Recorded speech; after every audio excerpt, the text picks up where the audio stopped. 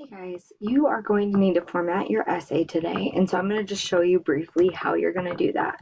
So first off, you're going to find where you officially submit your essay in underneath playlist 20. So you're going to go to Google Classroom, you're going to go to classwork playlist 20. You will see there where it shows you have your essay graphic organizer that you've been working on, but then it will also have a post called Argumentative Essay Final Draft and Rubric. So that's what I want you guys to work with today. So when you click on that, something like this pops up. So to format your essay for MLA format and to get those points for that are on the rubric, this is what you need to do. If you do all of these things, you will get all of the points. So you're going to come here and you're going to click different first page, and you are going to go ahead and replace these things with your information.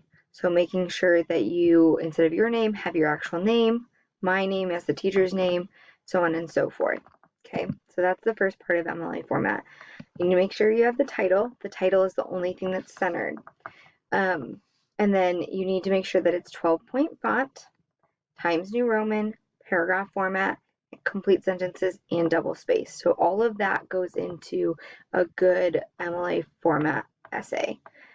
So 12-point font, you can find up here, or for the font, you will find it here.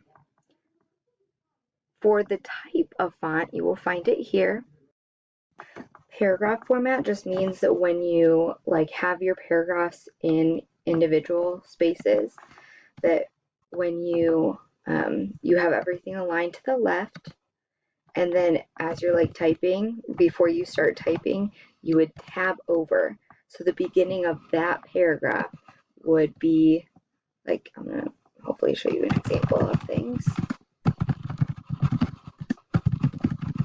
Yes, it would be tabbed over so that it would be signaling to me that it's the beginning of the paragraph. That's what a paragraph format looks like. And you're going to do that at the beginning of each paragraph. Complete sentences, self-explanatory, capital letter at the beginning of a sentence, ending punctuation mark, it needs to be a complete thought. And then lastly, double spaced is where you select the whole text and then you come up here and you click double. So that's what double space is going to be like. And you're going to do that for all of the text. It's basically the same thing that the MLA format is already formatted in as well.